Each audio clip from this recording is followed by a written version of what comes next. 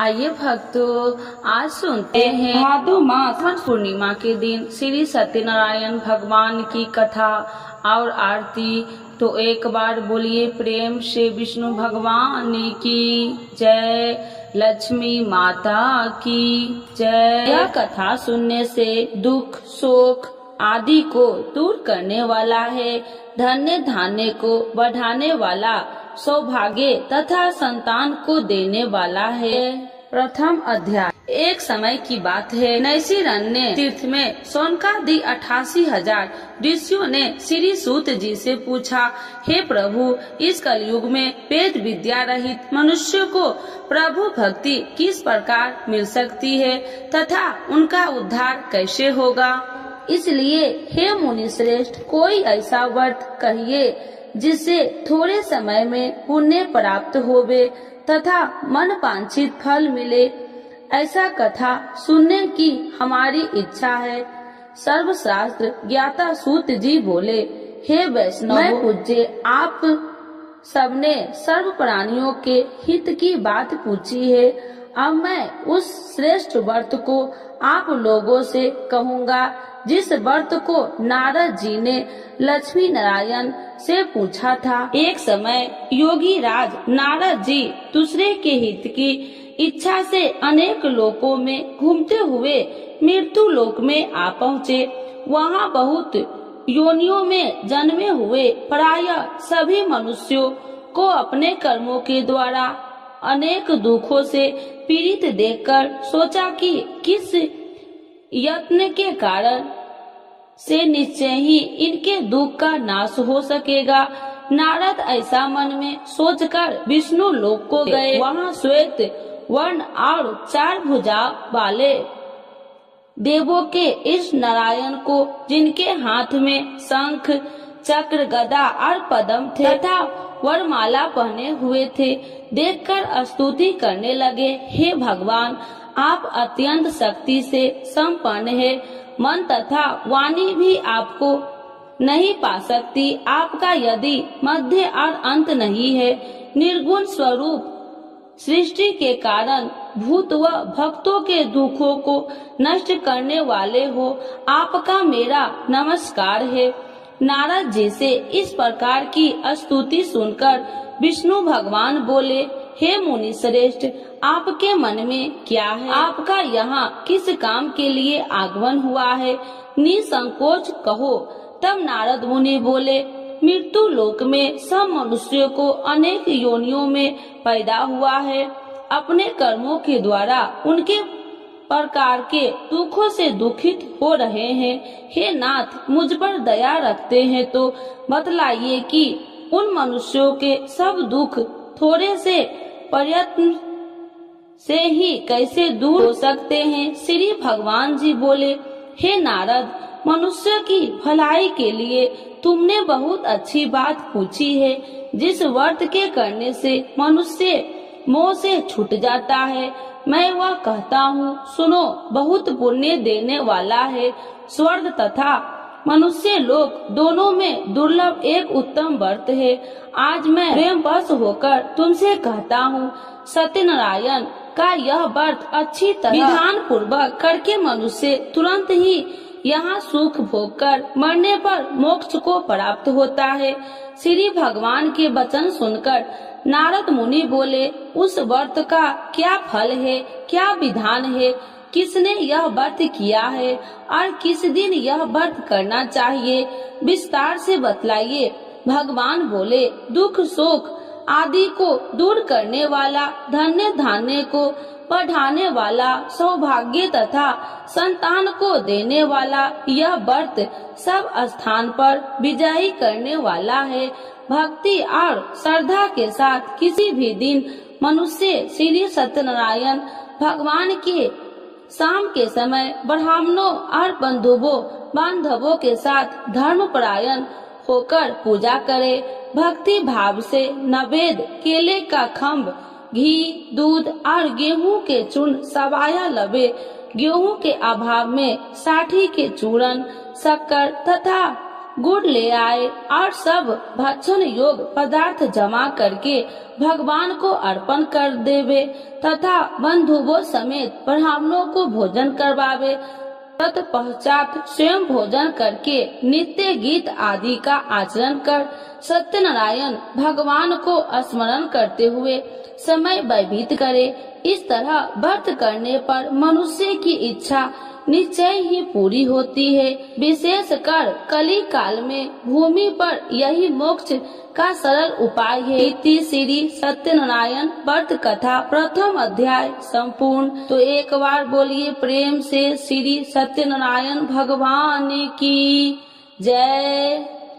द्वितीय अध्याय। सूत जी बोले, हे ऋषियों, जिन्होंने पहले समय में इस व्रत को किया है उनका वृत्तांत कहता हूँ, ध्यान से सुनो। सुंदर काशीपुरी नगरी में अति निर्धन ब्राह्मण रहता था। वह भूख और प्यास से बेचैन हुआ नित्य ही पृथ्वी पर घूमता था। ब्राह्मणों से प्रेम करने वाले भगवान ने ब्राह्मण को दुखी देखकर बूढ़े ब्राह्मण का रूप धरकर उसके पास जा आदर के साथ पूछा, हे वृद्ध, नित्य दुखी हुआ पृथ्वी पर क्यों घूमता है? हे श्रेष्ठ ब्राह्मण, यह सब मुझसे कहो, मैं सुनना चाहता हूँ। ब्राह्मण बोला, मैं बहुत निर्धन ब्राह्मण हूँ, भिक्षा के लिए पृथ्वी पर फिरता हूँ। हे भगवान, यदि आप इसका उपाय जानते हैं तो कृपा कर कहो। वृद्ध ब्राह्मण बोला कि सत्यनारायण भगवान मनोवांछित फल देने वाले हैं, इसीलिए हे ब्राह्मण, तू उनका पूजन कर, जिसके करने से मनुष्य सब दुखों से मुक्त होता है। ब्राह्मण को व्रत का सारा विधान बतलाकर बूढ़े ब्राह्मण का रूप धारण करने वाले सत्यनारायण भगवान अंतर ध्यान हो गए। जिस व्रत को वृद्ध ब्राह्मण ने बतलाया, मैं उसको अभ्यास करूंगा। यह निश्चय करने पर उस ब्राह्मण को भी नींद न आई। वह सवेरे के लिए चला। उस दिन उसको भिक्षा में बहुत सा धन मिला, जिससे बंधु बांधवों के साथ उसने सत्यनारायण का व्रत किया। उसके करने से वह ब्राह्मण सब दुखों से छूटकर अनेक प्रकार की संपत्तियों से युक्त हुआ। उस समय से वह ब्राह्मण हर मास व्रत करने लगा। इस तरह सत्यनारायण भगवान के व्रत को जो करेगा सब पापों से छूटकर मोक्ष को प्राप्त होगा। आगे जो पृथ्वी पर सत्यनारायण का व्रत करेगा वह मनुष्य सब दुखों से छूट जाएगा। इस तरह नारद जी ने सत्यनारायण का कहा हुआ यह व्रत तुमने कहा, हे वृद्ध, अब मैं और क्या कहूँ? ऋषि बोले, हे मुनि श्रेष्ठ, संसार में इस ब्राह्मण से सुनकर किस किस ने इस व्रत को किया, हम सब वह सुनना चाहते हैं। इसके लिए हमारे मन में श्रद्धा है। सूत जी बोले, हे मुनियों, जिसने इस व्रत को किया है वह सब सुनो। एक समय वह ब्राह्मण धन और ऐश्वर्य के अनुसार बंधु बांधवों के साथ व्रत करने को तैयारी हुआ। उसी समय एक लकड़ी बेचने वाला बूढ़ा आदमी आया और बाहर लकड़ियों को रखकर ब्राह्मण के मकान में गया। प्यास से दुखी लकड़हारा उनको व्रत करते देखकर ब्राह्मण को नमस्कार करके पूछने लगा कि आप यह क्या कर रहे हैं और इसके करने से क्या फल मिलता है, कृपया करके मुझसे कहो। ब्राह्मण ने कहा, सब मनोकामनाओं को पूरा करने वाला यह सत्यनारायण भगवान का व्रत है। इसकी ही कृपा से मेरे यहाँ धन्य धान्य आदि की वृद्धि हुई है। ब्राह्मण से व्रत के बारे में जानकर लकड़हारा बहुत प्रसन्न हुआ। चरणामृत ले और प्रसाद खाने के बाद अपने घर को आया। लकड़हारे ने मन में इस प्रकार का संकल्प किया कि आज ग्राम में लकड़ी बेचने से जो धन मिलेगा उसी से सत्यनारायण देव का उत्तम व्रत करूंगा। यह मन में विचार कर वह बूढ़ा लकड़हारा लकड़ियां अपने सिर पर रखकर जिस नगर में धनवान लोग रहते थे वह ऐसे ही सुंदर नगर में गया। उस दिन वहाँ पर बूढ़े को उन लकड़ियों का दाम पहले दिनों से 100 गुना मिला। तब वह बूढ़ा लकड़हारा दाम ले और अति प्रसन्न होकर पक्के केले की फली, शक्कर, घी, दूध, दही और गेहूं का चूर्ण इत्यादि सत्यनारायण भगवान के व्रत को कुल सामग्रियों को लेकर अपने घर गया। फिर उसने अपने भाइयों को बुलाकर विधि के साथ भगवान का पूजन और व्रत किया। उस व्रत के प्रभाव से बूढ़ा लकड़हारा धन धान्य आदि से युक्त हुआ और संसार के समस्त सुख भोगकर वैकुंठ को चल गया। इति श्री सत्यनारायण व्रत कथा 2य अध्याय संपूर्ण। तो एक बार बोलिए प्रेम से श्री सत्यनारायण भगवान की जय। 3य अध्याय। श्री सूत जी बोले, हे श्रेष्ठ मुनियों, अब मैं आगे की एक कथा कहता हूँ। प्राचीन काल में उल्कामुख नाम का एक महान ज्ञानी राजा था। वह जितेंद्रिय और सत्यव्रता था। प्रतिदिन मंदिरों में जाता तथा गरीबों को धन देकर उनके दुख दूर करता था। उसकी पत्नी कमल के समान सुंदर मुख वाली और सती साध्वी थी। एक दिन भद्रशिला नदी के तट पर वे दोनों विधि विधान से सहित श्री सत्यनारायण भगवान का व्रत कर रहे थे। उस समय वहाँ साधु नामक एक वैश्य आया। उसके पास व्यापार के लिए बहुत सा धन था। वह वैश्य नाम को नदी के किनारे पर ठहराकर राजा के पास आया। राजा को व्रत करते हुए देखकर उसने विनय पूर्वक पूछा, हे राजन, यह आप क्या कर रहे हैं? मेरी सुनने की इच्छा है, कृपया आप यह मुझे भी समझाइए। महाराज उल्कामुख ने कहा, हे साधु वैश्य, मैं अपने बंधु बांधवों के साथ पुत्र की प्राप्ति के लिए श्री सत्यनारायण भगवान का व्रत व पूजन कर रहा हूँ। राजा के वचन सुनकर साधु नामक वैश्य ने आदर से कहा, हे राजन, मुझे भी इसका संपूर्ण विधि विधान बतलाइए। मैं भी आपके कहे अनुसार इस व्रत को करूँगा। मेरी भी कोई संतान नहीं है। मुझे विश्वास है कि इस उत्तम व्रत को करने से अवश्य ही मुझे भी संतान होगी। राजा से व्रत के सब विधान सुन व्यापार से निवृत्त हो वह वैसे सुख पूर्वक अपने घर आया। उसने अपनी पत्नी को संतान देने वाले उस व्रत के विषय में सुनाया और प्रण किया कि जब मेरे संतान होगी तब मैं इस व्रत को करूँगा। वैश्य ने यह वचन अपनी पत्नी लीलावती से भी कहे। एक दिन उसकी पत्नी लीलावती श्री सत्यनारायण भगवान की कृपा से गर्भवती हो गई। 10वें महीने में उसने एक अति सुंदर कन्या को जन्म दिया। दिनों दिन वह कन्या इस तरह बढ़ने लगी जैसे शुक्ल पक्ष का चंद्रमा बढ़ता है। कन्या का नाम उन्होंने कलावती रखा। तब लीलावती ने मीठे शब्द में अपने पति को याद दिलाया कि आपने जो भगवान का व्रत करने का संकल्प किया था, अब आप उसे पूरा कीजिए। साधु वैश्य ने कहा, हे प्रिय, मैं कलावती के विवाह पर इस व्रत को करूँगा। इस प्रकार अपनी पत्नी को विश्वास दे वह व्यापार करने विदेश चला गया। कलावती पितृगृह में वृद्धि को प्राप्त हो गई। लौटने पर साधु ने जब नगर में सखियों के साथ अपनी वयस्क होती हुई पुत्री को खेलते देखा तो उसने उसके विवाह की चिंता हुई। तब उसने एक दूत को बुलाकर कहा कि उसकी पुत्री के कोई सुंदर वर देखकर लाए। दूत साधु नामक वैश्य आज्ञा पाकर कंचन नगर पहुंचा और देखा भालकर वैश्य की कन्या के लिए एक श्रृंगे वनिक पुत्र ले आया। उस सुंदर लड़के के साथ साधु नामक वैश्य ने अपने बंधु बांधवों सहित प्रचित होकर अपनी पुत्री का विवाह कर दिया। दुर्भाग्य से वह विवाह के समय श्री सत्यनारायण भगवान का व्रत करना भूल गया।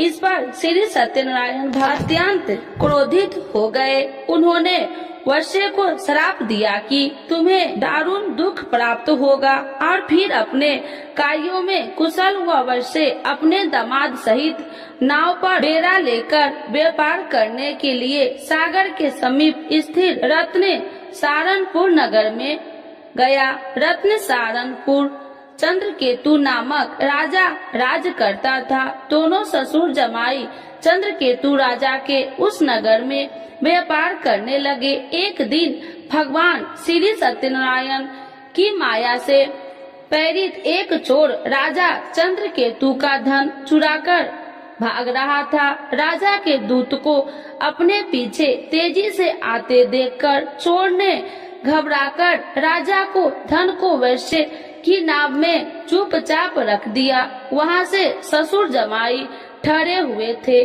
और भाग गया। जब दूत ने उस वैश्य के पास राजा के धन को रखा देखा तो उन्होंने उस ससुर दामाद को ही चोर समझा। वे उन ससुर दामाद को दोनों को बांधकर ले गए और राजा के समीप जाकर बोले, आपका धन चुराने वाला ये दोनों चोर हम पकड़कर लाए हैं, देखकर आज्ञा दे। तब राजा ने बिना उस वैश्य की बात सुने उन्हें कारागार में डालने की आज्ञा दे दी।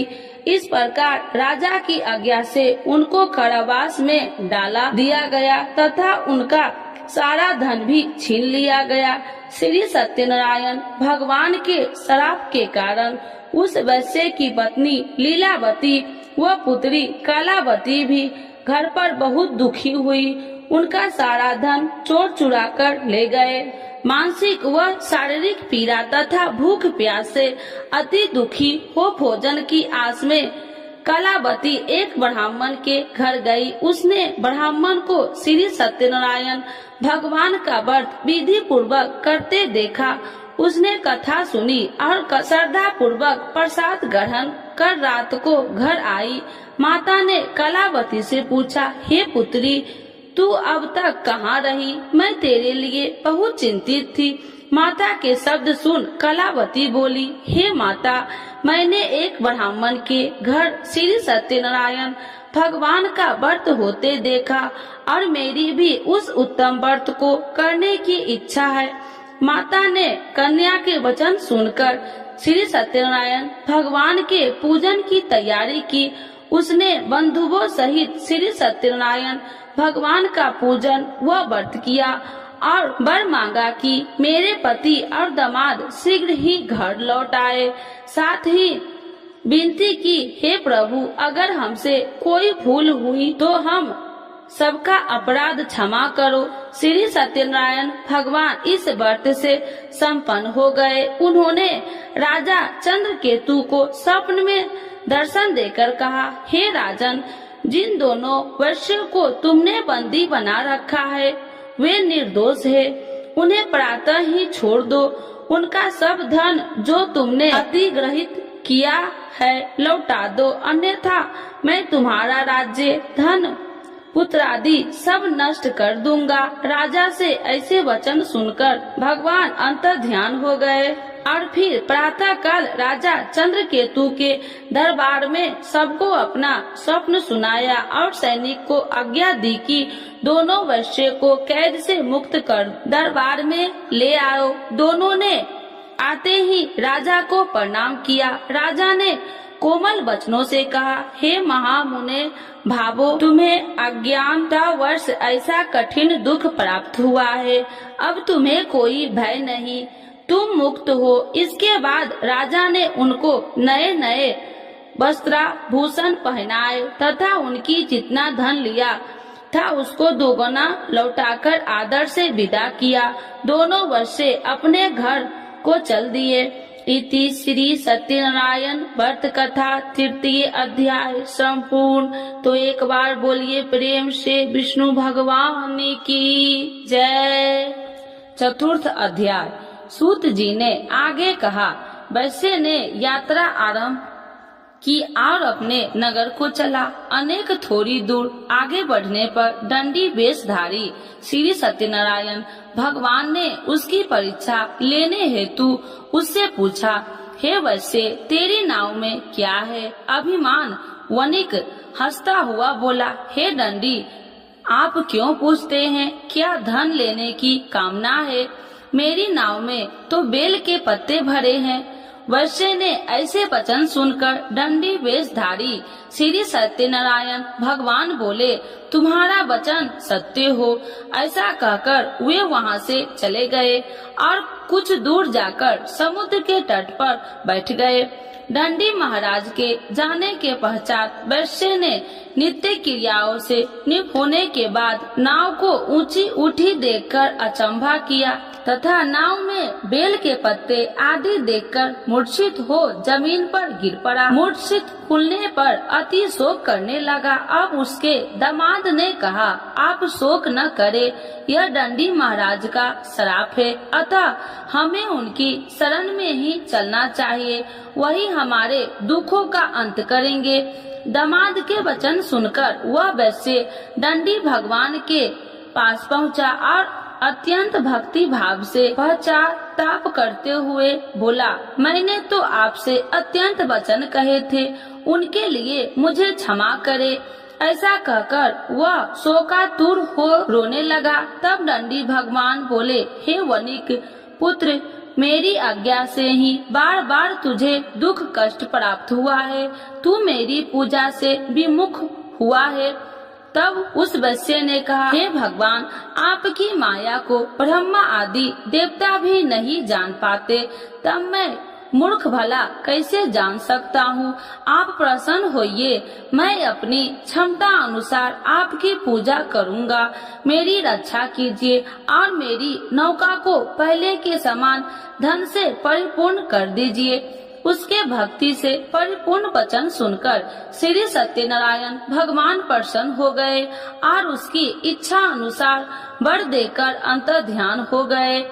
तब ससुर व दामाद दोनों ने नाव पर आकर देखा कि नाव धन से परिपूर्ण है। फिर वह विधि विधान से भगवान सत्यनारायण का पूजन कर साथियों सहित अपने नगर को चला। तब वह अपने नगर के निकट पहुंचा। तब उसने एक दूत को अपने घर भेजा। दूत ने साधु नामक वैश्य के घर जाकर उसकी पत्नी को नमस्कार किया और कहा, आपके पति अपने जमाता सहित इस नगर में समीप आ गए हैं। लीलावती और उसकी कन्या कलावती इस समय भगवान का पूजन कर रही थी। दूत का वचन सुनकर साधु की पत्नी ने बड़े हर्ष के साथ सत्यनारायण भगवान का पूजन पूर्ण किया और अपनी पुत्री से कहा, मैं अपने पति के दर्शन को जाती हूँ, तू पूजन पूर्ण कर शीघ्र आ जाना। परंतु कलावती पूजन एवं प्रसाद छोड़कर अपने पति के दर्शन के लिए चली गई। पूजन एवं प्रसाद की अवज्ञा के कारण भगवान सत्यनारायण ने रुष्ट हो उसके पति को नाव सहित पानी में डुबो दिया।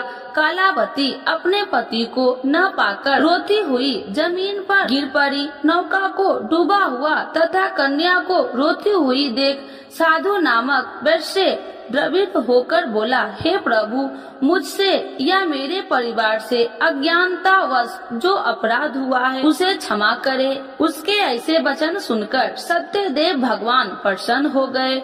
आकाशवाणी हुई, हे वैश्य, तेरी पुत्री तेरा प्रसाद छोड़कर आई है, इसीलिए इसका पति अदृश्य हुआ है। यदि वह घर जाकर प्रसाद ग्रहण कर लौटे तो इसे इसका पति अवश्य मिलेगा। आकाशवाणी सुनकर कलावती ने घर पहुंचकर प्रसाद ग्रहण किया और फिर आकर अपने पति को पूर्व रूप में पाकर वह अति प्रसन्न हुई तथा उसने अपने पति के दर्शन किए। तत्पश्चात साधु वैश्य ने वही बंधु बांधवों सहित सत्य देव का विधि पूर्वक पूजन किया। वह इस लोक के सभी प्रकार के सुख भोग कर अंत में मोक्ष को प्राप्त हुआ। इति श्री सत्यनारायण व्रत कथा चतुर्थ अध्याय संपूर्ण। एक बार बोलिए प्रेम से श्री सत्यनारायण भगवान की जय। पंचम अध्याय। श्री सूत जी बोले, हे ऋषिगण, मैं एक और कथा कहता हूँ, आप सभी ध्यान से सुनो। सदा प्रजा के लिए चिंतित तुंगध्वज नाम का एक राजा था।